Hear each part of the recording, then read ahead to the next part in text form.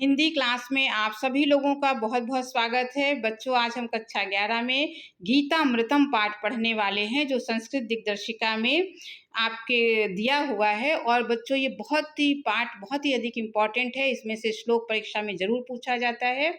तो आज हम इस वीडियो में इसी श्लोक के एक-एक श्लोक के अर्थ को, उसके अनुवाद को जानेंगे। तो आप बच्चों इस वीडियो को आखिरी तक ज़रूर देखिएगा, ताकि आपके एक-एक श्लोक का अनुवाद आपको अच्छे प्रकार से आ जाए।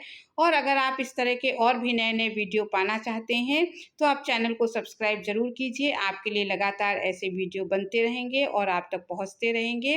और कक्षा 11 की प्लेलिस्ट भी बनी हुई है। आप उसमें से और भी वीडियो जो आप पढ़ना चाहते हैं, वहाँ से पढ़ सकते हैं।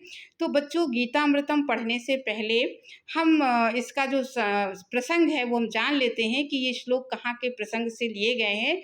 तो बच्चों, आपको पता है कि महाभारत के युद्ध में जब कौरव और पांडव युद्ध में आमने-सामने मैदान में कुरुक्षेत्र में इकट्ठे हुए, तो जो कृष्ण हैं, वो पांडव के अर्जुन के रथ के सारथी बने हुए थे। और अर्जुन ने जब देखा कि युद्ध किससे करना है, तो उन्होंने देखा कि अपने सारे मामा हैं, चाचा हैं, रिश्तेदारों से ही युद्ध करना है। तो अर्जुन ने युद्ध करने से मना कर दिया और वो धनुष बाण छोड़कर बैठ गए। वहाँ पर श्री कृष्ण ने अर्जुन को गीता का उपदेश दिया, कर्तव्य का उपदेश दिया। तो वहीं से गीता के कुछ श्लोक आपके इस पाठ में रखे गए हैं। बहुत ही महत्वपूर्ण के हैं, बहुत ही इम्पोर्टेंट है। तो अब हम एक-एक श्लोक को पढ़ते हैं। अगर आपको संदर्भ लिखना हो तो इस तरह से आप लिखिएगा कि प्रस्तुत श्लोक हमारी पाठ्य पुस्तक संस्कृत दिग्दर्शिका के गीतामृतम पाठ से लिया गया है। तो अब पहला श्लोक हम लोग देख लेते हैं। पहले श्लोक में देखिए, कहा गया है कि तम तथा कृपया विष्टम अश्रुपूर्णा कुलेक्षणम। अब पहले कठिन शब्दों के अर्थ को जान लेते हैं, तो अनुवाद जानना आपको बहुत आसान हो जाएगा। तम तथा मने इस प्रकार से, कृपया विष्टम, कृपया मने करुणा, करुणा से युक्त, अश्रुपूर्णा, अश्रुपूर्णा मने आँखों से भरे हुए, कुलेक्षणम मने व्याकुल, इक्षणम मने नेत्र। तो इस प्रकार से जो कौन थे अर्जुन की जो यहाँ मनोदशा है, इस श्लोक में बताई गई है कि इस प्रकार कृपया विष्टम मने करुणा से युक्त, आंसू से भरे हुए, व्याकुल, कुलेक्षणम मने आकुल मने होता है व्याकुल नेत्र वाले, विषीदंत मिदम वाक्यमुवाच मधुसूदनः। विषीद मने होता है विषाद, इदम मने इस प्रकार से, वाक्य मुवाच मने वाक्य, उवाच मने कहना। मधुसूदना, मधुसूदन जो है वो कृष्ण को कहा गया है यहाँ पर। तो इस श्लोक का पूरा अर्थ होगा, इस प्रकार कृपया विष्टम अश्रुपूर्णे कुलेक्षणम, इस प्रकार करुणा से युक्त, आंखों में आंसू भरे हुए, व्याकुल नेत्र वाले और विषाद से, विषाद मने दुख से भरे हुए अर्जुन के प्रति मधुसूदन माने कृष्ण ने ये वाक्य कहे। अब यहाँ पर अर्जुन की दशा को बताया गया है और आगे के श्लोक में उन्होंने क्या कहा, क्या उपदेश दिया, वो अगले श्लोकों में हम लोग उसको देख सकते हैं। अगला देखिए, दूसरा कृष्ण जो है अर्जुन को क्या समझा रहे हैं। क्लैव्यम मा स्म गमः पार्थ नैतत्युपद्यते क्षुद्रम हृदय दौर्बल्यम त्वक्त उत्तिष्ठित परंतप। अब कुछ शब्दों के यहाँ अर्थ देखते हैं। क्लैव्यम मने कायरता, माँ मने नहीं, स्मः मने प्राप्त करो। पार्थ अर्जुन का एक नाम है, वहाँ पार्थ उन्होंने कहा है। नैतत्युपद्यते मने नहीं, तुम्हारे लिए उचित नहीं है। अब देखिए यहाँ पे जो कृष्ण है अर्जुन से पहली बात क्या कहते हैं कि क्लैव्यम माँ स्म गमः पार्था, हे पार्थ, हे अर्जुन, तुम कायर मत बनो। क्योंकि अब उन्होंने जब छत्री है, धनुष बाण छोड़कर बैठ चुके हैं, तो एक तरीके से छत्री का ये कर्तव्य नहीं है कि युद्ध सामने आ गया है तो वो कायरता दिखाएं और युद्ध से मुख मोड़ लें। तो पहली बात तो कृष्ण ने उनको ये कही कि क्लैव्यम माँ स्म गमः पार्था, हे अर्जुन, तुम कायर मत बनो। नैतत्युपद्यते, ये तुम्हारे लिए उचित नहीं है।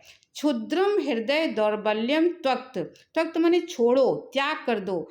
ये जो तुम्हारे हृदय की क्षुद्र माने जो छोटी सी जो दुर्बलता है, तुम्हारे हृदय की जो क्षुद्र दुर्बलता है, इसको त्याग कर उत्थिष्ट माने उठ जाओ, परंतप माने शत्रुओं को भी हिला देने वाले, शत्रुओं को भी ताप देने वाले, संताप देने वाले, हे अर्जुन तुम अपने हृदय की क्षुद्र दुर्बलता को छोड़कर युद्ध के लिए खड़े हो जाओ। फिर से देखते हैं एक बार इसका पूरा।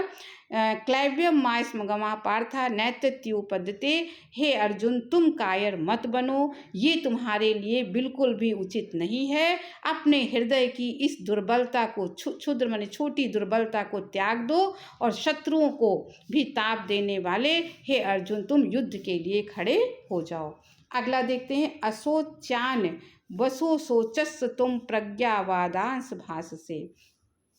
अगला देखिए कितनी अच्छी बात उनको समझाते। असोच, असोच्यान वशो सोचस तुम माने तुम, असोच माने जिसका शोक नहीं करना चाहिए। इसमें दो शब्द छुपे हैं, अशोक और शोक। तो अशोक माने जिसका, हे अर्जुन जिसका शोक नहीं करना चाहिए तुम उसका शोक करते हो। और प्रज्ञावाद माने बोलना, प्रज्ञा माने विद्वान, भास से माने कहना, और विद्वानों जैसी बातें करते हो। तो दोनों एक दूसरे के विरोधी हैं। कहते कि जिनका शोक नहीं करना चाहिए उसका तुम शोक करते हो और विद्वानों जैसी बातें करते हो। गतासून गताशूष नानुशोचन्ति पंडिता। अब इसमें देखिए दो शब्द हैं, गता, गत असून और गत शून।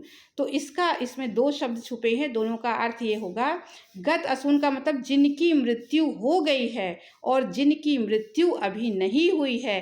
नानुशोचन्ति पंडितः, पंडित लोग, विद्वान लोग उसके बारे में शोक नहीं करते हैं।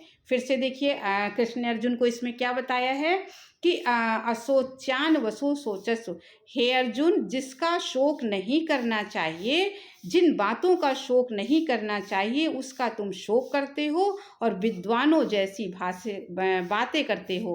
प्रज्ञावादांश भाषा, विद्वानों जैसी बातें करते हो। गतासून गताशूंश नानुशोचन्ति पंडिता, जिनकी मृत्यु हो चुकी है और जिनकी मृत्यु अभी नहीं हुई है उन दोनों ही के बारे में पंडित माने विद्वान लोग शोक नहीं करते हैं। इसलिए अर्जुन तुम भी शोक मत करो। अब आगे देखते हैं। देहिनो अस्मिन् यथा देहे कौमारम यौवनम जरा तथा देहांतर प्राप्त धीरस तत्र न मुह्यत। अब जो शरीर का मोह हो रहा है कि ये हमारे रिश्तेदारों के शरीर हैं, उसको मैं कैसे नष्ट करूं, तो यहाँ पर बहुत अच्छी बात कृष्ण अर्जुन को समझाते हैं कि देहिनो अस्मिन, अस्मिन माने इस देह में, आत्मा के इस शरीर में, यथा इस शरीर में, यथा माने जैसे, कौमारम यौवनम जरा जैसे कौमारम माने बचपन, यौवन माने जवानी और जरा माने बुढ़ापा। तो कहते कि हे अर्जुन इस शरीर में, आत्मा के इस शरीर में जिस प्रकार से बचपन, जवानी और बुढ़ापा आता है तथा देहांतर प्राप्ति, देहांतर माने मृत्यु के पश्चात, उसी प्रकार मृत्यु के बाद मनुष्य को दूसरे शरीर की प्राप्ति होती है। धीरस तत्र न मुह्यत, मुह्यत माने मोह करते हैं। जो धीर माने धैर्यशाली लोग इसलिए इस शरीर से मोह नहीं करते हैं। एक बार फिर से देखते हैं। कृष्ण कहते हैं अर्जुन से, हे अर्जुन इस शरीर में जिस प्रकार से बचपन, जवानी और बुढ़ापा आता है उसी प्रकार से मृत्यु के पश्चात नए शरीर की प्राप्ति होती है। तो जो धीरज तत्व ने, जो धैर्यशाली पुरुष हैं वो इस शरीर से मोह नहीं करते हैं। अब आगे देखते हैं। या एनम वेति हंतारम, आगे उन्होंने क्या कहा, या एनम वेति हंतारम यश्चैनम मन्यते हतम। तो यहाँ पर वो कहते हैं कि जो इस, हे अर्जुन जो इस वेत्ति माने जानता है, हंतारम माने मारने वाला। अब देखिए यहाँ पर क्या समझाते हैं कि यह एनम वेति हंतारम, जो इस आत्मा को मारने वाला जानता है, यश चैनम माने अथवा मन्यते हतम, हतम माने मरा हुआ। हे अर्जुन जो इस आत्मा को मारने वाला समझता है अथवा इसे मरा हुआ समझता है, उभो तो ना विजाने, तो उभो माने दोनों, ऐसे ये दोनों ही व्यक्ति इस आत्मा के बारे में विजानी तो माने ठीक से नहीं जानते हैं। नायम नायम हन्ति ना हन्यते, क्योंकि नायम हन्ति ये आत्मा, नायम हन्ति माने ना तो मरती है, ना हन्यते ना मारती है। इस श्लोक में आत्मा की अमरता के बारे में कृष्ण ने उपदेश किया है। क्या कहा, फिर से अब देखते हैं। हे अर्जुन, जो इस आत्मा को मारने वाला समझता है अथवा इसे मरा हुआ समझता है, उभो तो ना विजानी, तो दोनों ही इसके बारे में, इस आत्मा के बारे में ठीक से नहीं जानते, क्योंकि आत्मा ना तो मरती है और ना ही मारती है। अब आगे के श्लोक में देखिए कितना अच्छा समझाते हैं, क्या उपदेश देते हैं। वासांस जीर्णान यथा विहाय नवानि गृह्णाति नरो पराणि।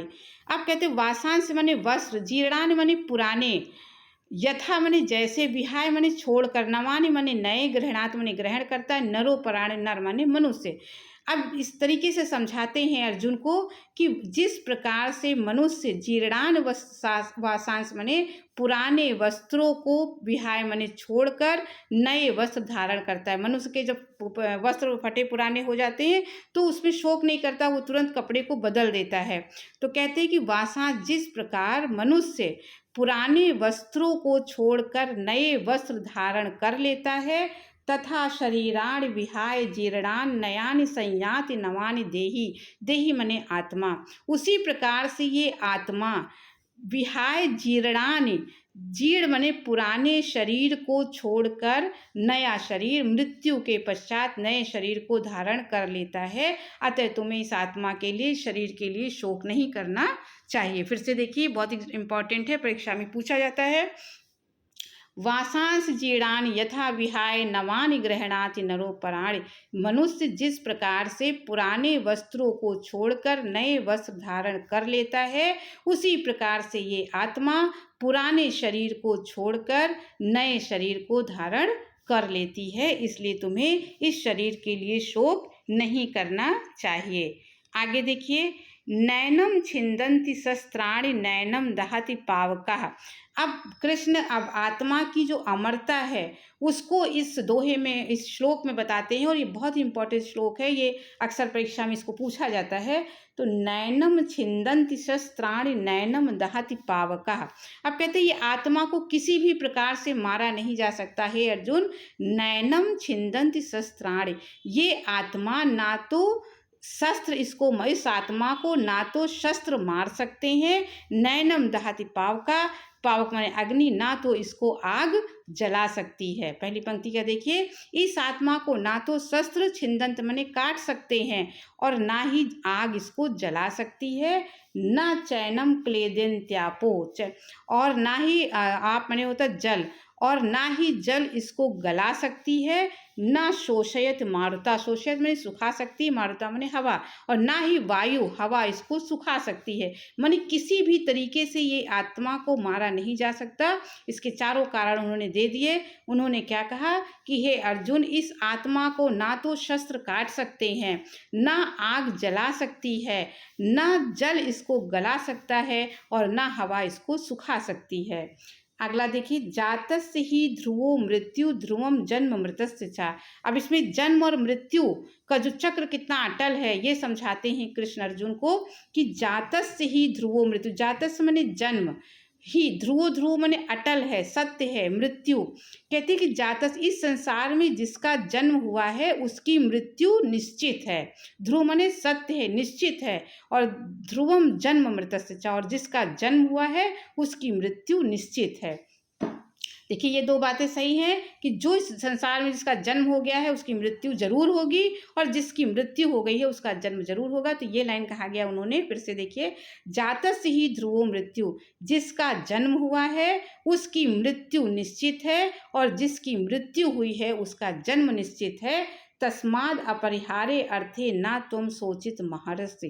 सोचित महर्षि ने तुम्हें शोक नहीं करना चाहिए। तस्माद अपरिहार्य माने इस अपरिहार्य, इस अनिवार्य होने वाली स्थिति में, अनिवार्य होने वाली वस्तु में तुम्हें शोक नहीं करना चाहिए, क्योंकि जिनका जन्म हुआ है उनकी मृत्यु निश्चित है, और जिनकी मृत्यु हुई है उनका जन्म निश्चित है। अब आगे अगला देखते हैं, यद्रक्षया चोपन्नम। यहाँ पर कहा गया यद्रक्षया चोपन्नम स्वर्गद्वारम अपावृतः सुखिना क्षत्रिय पार्था लभन्ते युद्ध मीदृशम। अब कहते कि तुमने इस युद्ध को नहीं चाहा था, तुमने तो समझौता करने की कोशिश की, लेकिन ये युद्ध तुम्हारे सामने आकर खड़ा हो गया है। तो यद्रक्षया माने अपने आप, चोपन्नम माने प्राप्त हुए, अपने आप प्राप्त हुए, स्वर्ग द्वारम अपावृता, अपावृता खुले हुए, स्वर्ग के खुले हुए द्वार के समान, सुखिना क्षत्रिय पार्थ, पार्थ माने अर्जुन, हे अर्जुन, लभन्ते युद्ध मीदृशा, ऐसे युद्ध को भाग्यशाली, सुखिना क्षत्रिय माने भाग्यशाली क्षत्रिय ही प्राप्त करते हैं। तुम ये समझो कि तुमने ये युद्ध चाहा नहीं था, तुमको अगर ये युद्ध बिना चाहे मिल गया है तो ऐसा युद्ध भाग्यशाली क्षत्रिय को ही मिलता है, तो तुम अपने को भाग्यशाली समझो। फिर से देखते हैं, यद्रक्षया चोपन्नम स्वर्ग द्वारम अपावृतः, अपने आप प्राप्त हुए, स्वर्ग के खुले हुए द्वार के समान, ऐसे युद्ध को, युद्ध मीदृश माने ऐसे युद्ध को भाग्यशाली क्षत्रिय ही प्राप्त करते हैं। अगला और अंतिम है, हतो व प्राप्य से स्वर्गम जित्वा व भोजसे महिम। अब इस अंतिम श्लोक में ये युद्ध का जो क्या परिणाम होगा, उस परिणाम को कृष्ण जो है वो अर्जुन को दिखाते हैं, बताते हैं कि हतो व प्राप्य से स्वर्गम, हतो माने मारे गए, अगर तुम इस युद्ध में मारे गए तो तुम्हें प्राप्त से स्वर्गम, तो तुम्हें स्वर्ग का राज्य मिलेगा। जित्वा व भोज से महिम, महिम माने धरती, तो भोज से माने भोग करना, और अगर तुम जीते तो धरती का राज्य मिलेगा। तो दोनों ही तरीके से तुम्हारा कोई नुकसान नहीं है। इस युद्ध में अगर अर्जुन तुम मारे गए तो तुम्हें स्वर्ग का राज्य मिलेगा, और जित्वा अगर तुम जीत गए तो तुम भोज से माने महिम धरती का राज्य मिलेगा। तस्माद उत्तिष्ठित कौन्ते, कौन्ते भी अर्जुन का एक नाम है, हे कुंती पुत्र, हे अर्जुन उठो। तस्माद उत्तिष्ठित माने उठना, हे कुंती पुत्र उठो, युद्धाय कृत निश्चय, युद्ध के लिए निश्चय करके तुम उठ खड़े हो। फिर से देखते हैं इसमें क्या समझाया गया है कि हे अर्जुन, हे कौन्ते, हे अर्जुन, अगर इस युद्ध में तुम मारे गए, हतो माने मारे गए, तो तुम्हें स्वर्ग का राज्य मिलेगा, अगर जीत गए तो तुम्हें धरती का राज्य मिलेगा। इसलिए युद्ध का निश्चय करके हे अर्जुन तुम उठ खड़े हो। तो बच्चों, ये आपको सारे श्लोकों का अर्थ बहुत अच्छे से समझ में आ गया होगा। आप 2-3 बार वीडियो को भी देख लेंगे तो आपको ऐसे ही याद हो जाएगा। आपको वीडियो अच्छा लगा हो तो सब्सक्राइब जरूर कीजिएगा, आपके लिए लगातार ऐसे वीडियो आते रहेंगे। लाइक कीजिएगा, अधिक से अधिक अपने दोस्तों को शेयर कीजिएगा, और प्लेलिस्ट में आप और वीडियो पढ़ना चाहते हैं तो वहाँ से पढ़ लीजिएगा। अब अगले वीडियो में फिर किसी टॉपिक के साथ मिलेंगे, तब तक के लिए धन्यवाद।